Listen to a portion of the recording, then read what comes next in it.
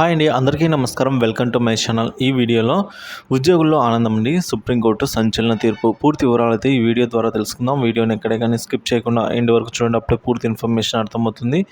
అలాగే వీడియోకి ఒక లైక్ చేయండి ఫ్రెండ్స్. ఇక విషయానికి వచ్చినట్లయితే పాత పెన్షన్ స్కీమ్ 2024 ఆనందంలో ఉద్యోగులు. ఉద్యోగుల్లో ఆనందం వెల్లి విరిసిందండి. పాత పెన్షన్ పునరుద్ధరణపై అయితే సుప్రీంకోర్టులో కేసు గెలవడానికి ఎన్పిఎస్ ఉద్యోగులు శుభవార్త.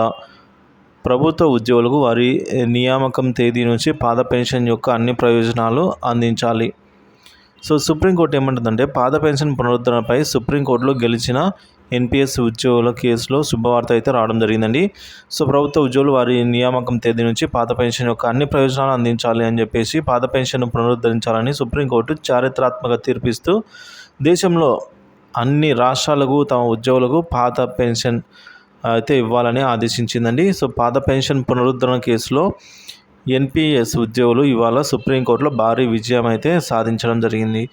ఉద్యోగుల పాత పెన్షన్ స్కీమ్కు అనుకూలంగా సుప్రీంకోర్టు తీర్పునిచ్చింది. పాత పెన్షన్కు అనుకూలంగా మరియు వ్యతిరేకంగా వరుసగా ఉద్యోగుల మరియు భారత ప్రభుత్వం అభిప్రాయాలను విన్న సుప్రీంకోర్టు కొత్త పెన్షన్ పథకంలో ఉద్యోగులకు అనుకూలంగా లేదని నిర్ధారణకు వచ్చింది. ఏప్రిల్ 1, 2004 నుంచి పాత పెన్షన్ను రద్దు చేయడం, దాని ద్వారా ప్రభుత్వం ఎన్పిఎస్ని అమలు చేసిన ప్రాతిపదికని తప్పు అని సుప్రీంకోర్టు చెప్పింది.